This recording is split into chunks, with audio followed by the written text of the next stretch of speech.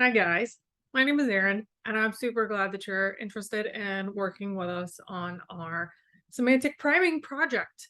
So I'm making this video as a quick how-to guide because there's a lot of new people and I'm hoping that will kind of answer most of your questions.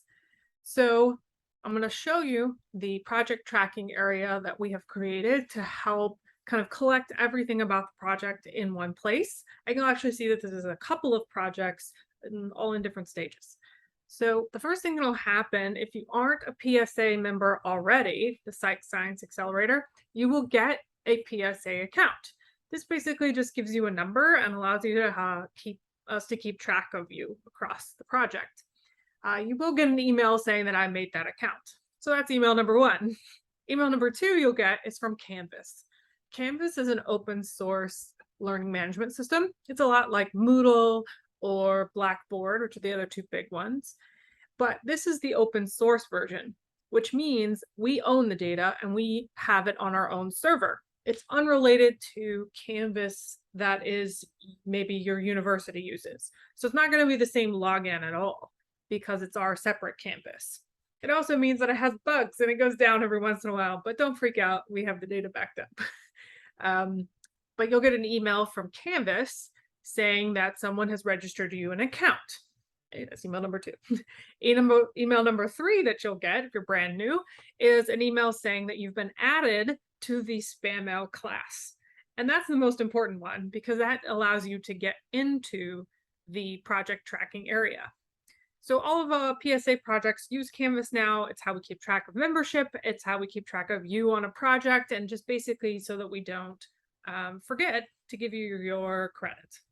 All right. Now, if you don't see these emails, if you only get one email or maybe no emails, you can contact us through our Gmail or check your spam. Sometimes, especially university accounts, think that these emails are spam because they're coming from a kind of a weird Gmail account. Well, it looks weird to them. Once you kind of mark it as not spam, you'll start getting the updates from the team. So kind of keep an eye out for that. But let me show you what all that looks like. Share my screen. Cool. So this is our Canvas login page. And so you can see it hopefully does not look like your university login page. And if you go to just the Psych Science website, you can access this by going to, I forget actually where they have it hidden. Membership, I think, under About. And I actually don't know where they have hidden this. I'm going to be 100% honest. I don't know where it went. New member registration. Maybe that's where it's at. Probably. Yeah. 6 emails later, you'll see this. This is our old membership website, and this is what we use to make you an account. And it says, hey, by the way, everything is located here at canvas.sciac.org, which is what this is. Okay. So you might get a little redirected, but this is the main login area. If you don't get the email saying your account was set up, but you do get the email that says that you've been made an account, you can come to this login page and just click forgot password. Because the first thing that happens is you have to set up a password. I don't do that for you because I don't want to make you a password. It will allow you to reset your password to whatever email the main sign up came to. If you don't want to send things to that email, like you signed up with your university account and you're changing locations, you can do that once you get logged in. So if we click forgot password, it'll ask you to enter your email, and then it should, within 20, 30 seconds, send you an email reset or a password reset. And then it'll allow you to get in. Okay.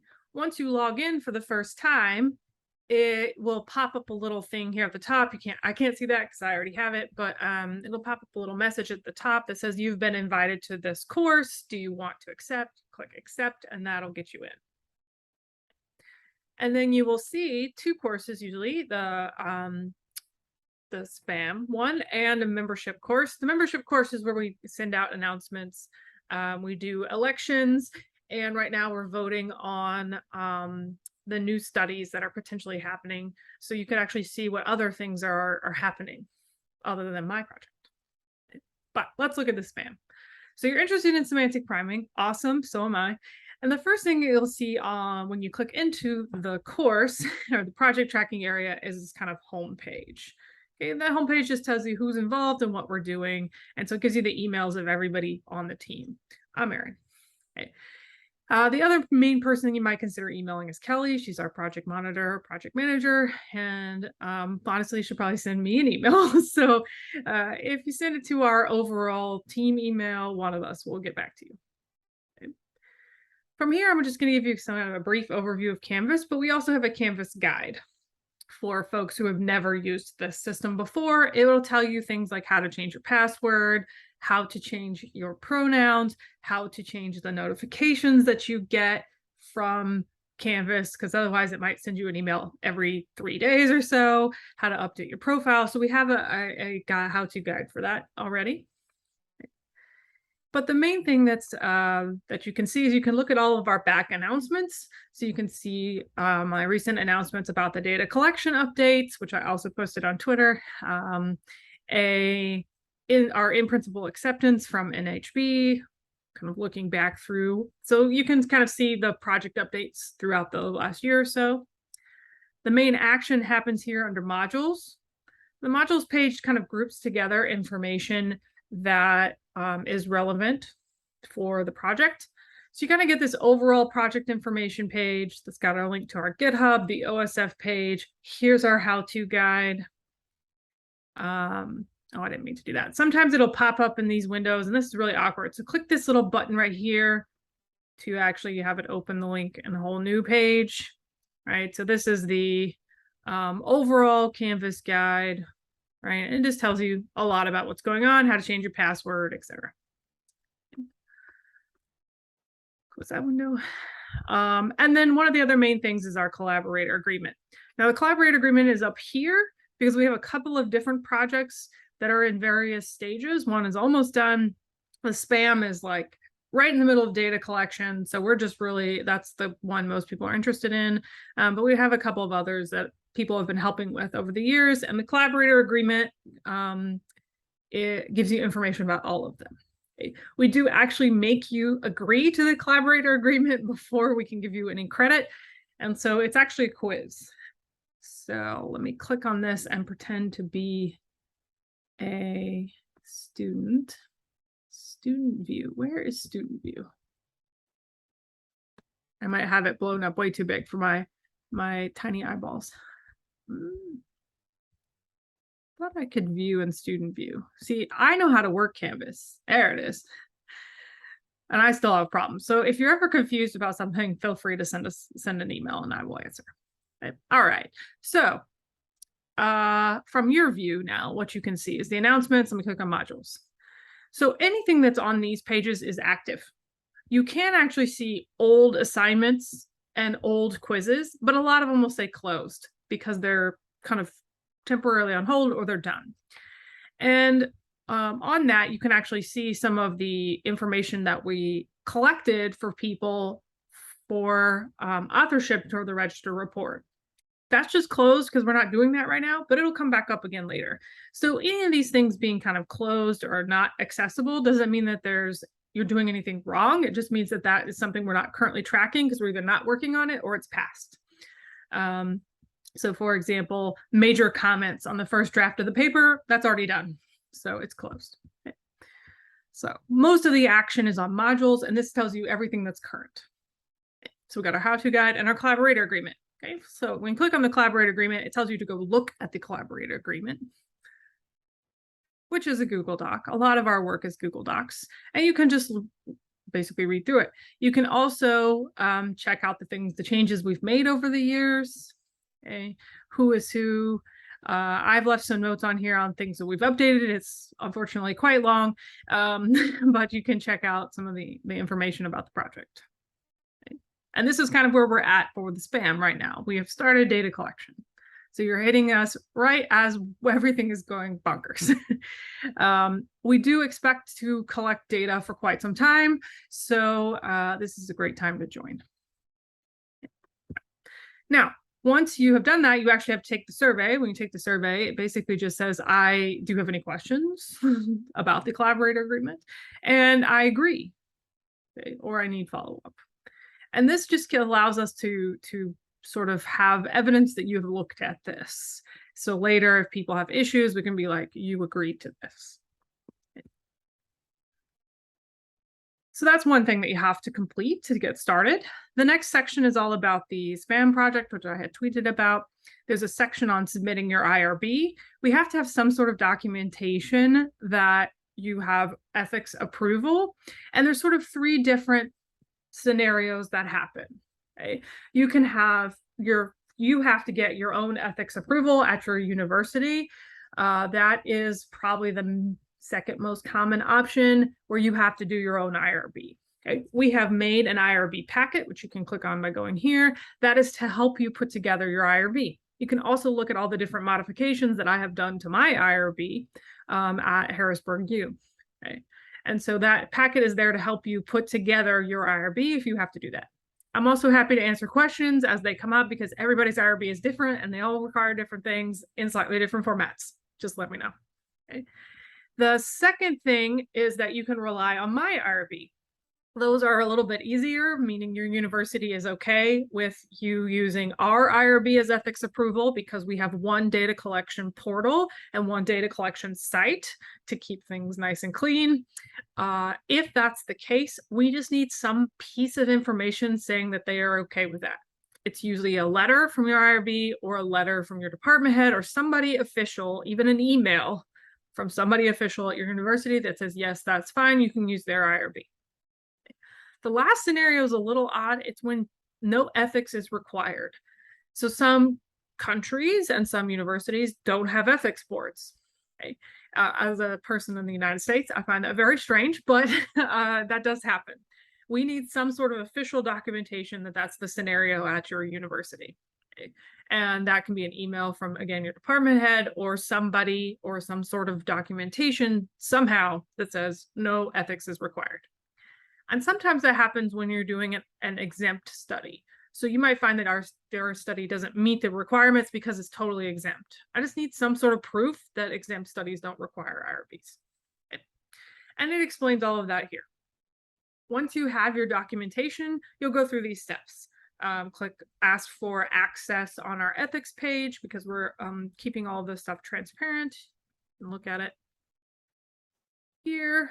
So you can see all these folks have been added, and here under GitHub, but there's 3 different places to put your ethics information based on which type it is.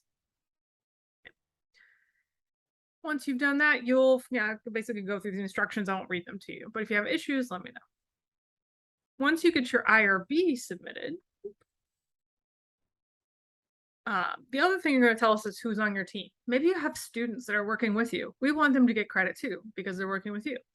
And so you can tell us who's on your team. This allows us to cluster together people in the background so that we know who's covered under each IRB. And so only one person has to submit the IRB. And I think when you look at it, you can see that on the student end, yes, okay, I was like, where is it? On the student end, it'll say this will count for everyone in your group. Well, your group is going to be your university and your team. So that is how I know who's in each team, is by filling out the second little survey, who's on your team. Last but not least, to get started data collection wise, you will fill out our data collection quiz. This just helps us figure out what we need to do to get you started. Okay, you're going to tell us who's in charge. So you, as the PI at your institution, could make one of your graduate students in charge of this whole thing. Obviously, you might have to do the IRB, but you could say you are in charge, deal with it. And so it doesn't have to be the main head of the lab who is our contact point, but we have to have a contact point for every team. Okay. What language do you want to collect data in? We currently have 6 languages programmed, and we're working on more. The translators went faster than I could ever have imagined. Thank you, you're wonderful. but there's a little bit of a bottleneck right now programming them in, and I've asked for some folks to help, so hopefully that'll clear up. But we currently have English, Korean, Russian, Japanese, Turkish, and Czech totally programmed, and about 10 more languages that have been translated and are waiting on me to finish this video. So you can tell us what language that you'd like to run the study in. There are about 42 or 3 that we're targeting. And we'll look at that and see if we need to have it translated. If it's not one of the ones we've started on, we'll contact you and see what we can do. Right? And then the rest of the questions are about paid recruitment, student recruitment, individual testing versus collective, meaning a lot of people at once testing. This just helps me set you up with a right type of link because it differs based on what kind of system you're going to use. Compensation, funding, a lot of this is for us to remember later. When do you want to start? And according to the collaboration agreement, the minimum suggested sample size is 50 participants. How long do you think that'll take you? Okay. The last question is really important because it's about the way that the participants will take your study. So I've included an example here of the QWERTY keyboard for Americans. I have learned most US keyboards look like this. Turns out British keyboards are slightly different. But looking at your keyboard that you think most people in your country and your language will use, what are the ones next to the shift key? Okay. And we might end up having a discussion about this. So British keyboards are slightly different, but we ended up using Z and / anyway for a lot of reasons. But there's a reason for this question, and that's basically what am I going to program for people to answer the study with? And that will vary based on your regional differences. Okay. All right. Once you've done all of those things, there might be a wait. So if you don't hear from us, it's not a bad thing. There's nothing wrong. But if you want to ask, certainly feel free to ask. But with about 70 labs already and about 30 people who've just emailed me, it might just take us a little bit to get to you. If you're having a very specific data collection event, like in a classroom, or you have some money you have to spend and you need me to do your stuff right now, you can always send me an email and we'll try to accommodate that. Can't remember this information next week? That's cool. We've got a data collection guide built with most of this information. Okay, it tells you a little bit about Canvas, tells you a little bit about the tips.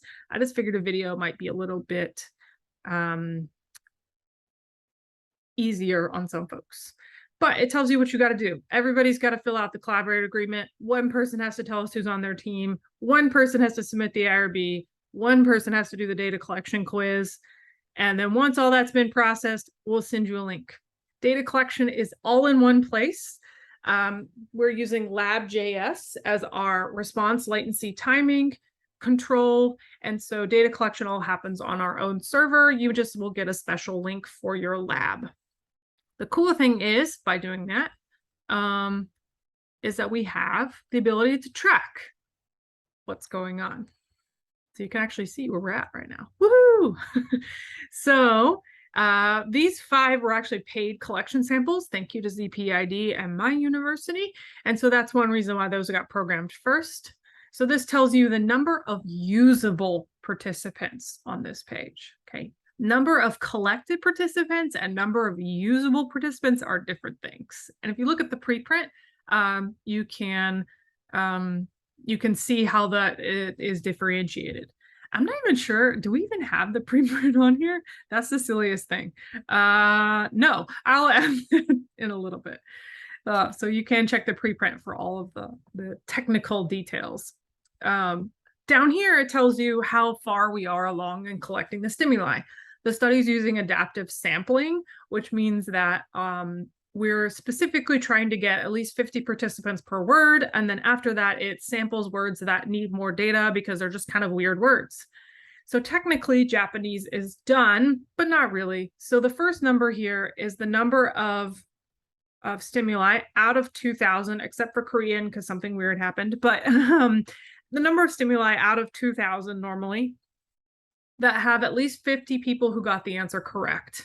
The second number is the number of stimuli out of 2000 that have at least 50 people have seen it.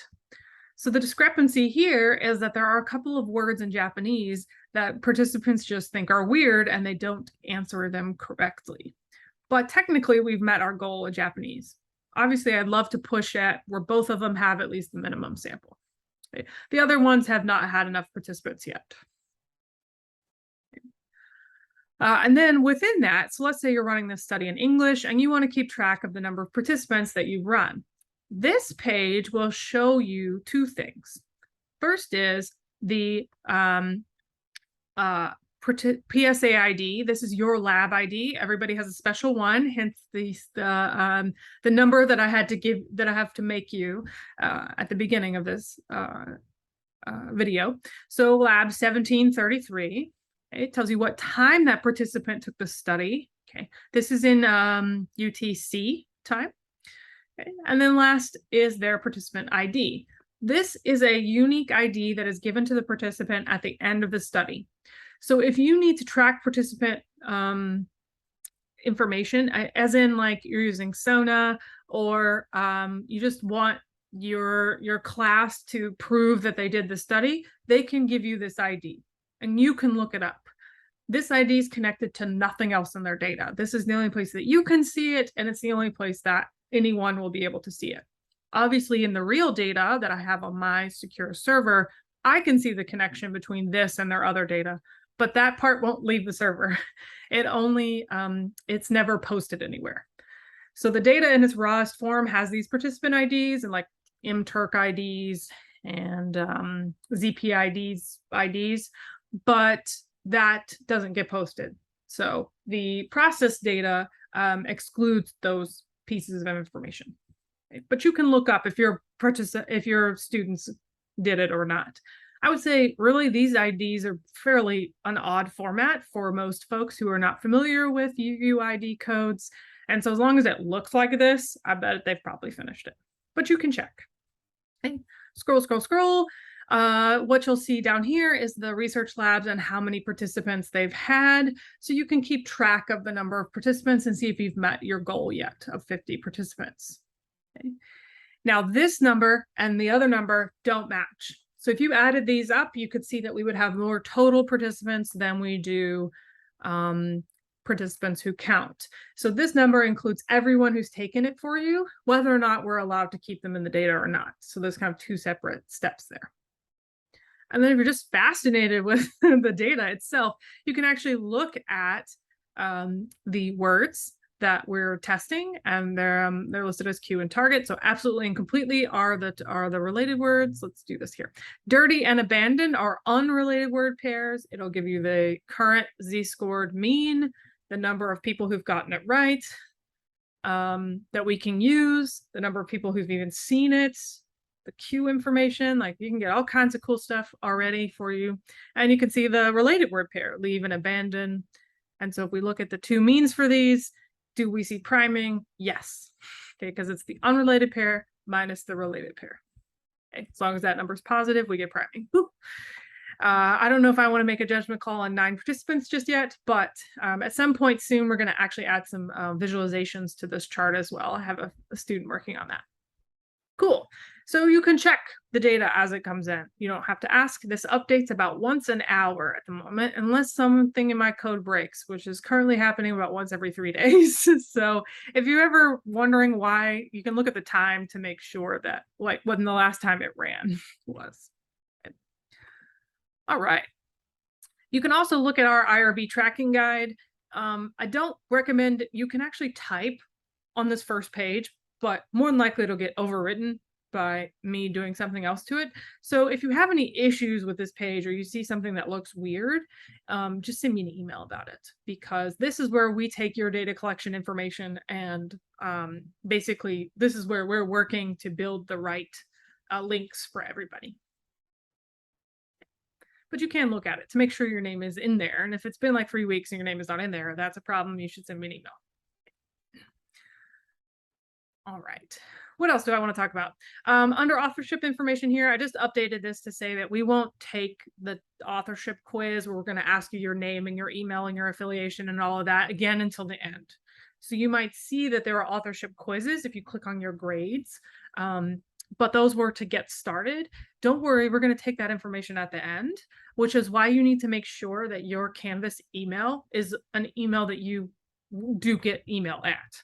So if you change institutions, be sure you update this. I actually recommend using like a not institution related email because that is the one where they go to spam the most. But that's up to you.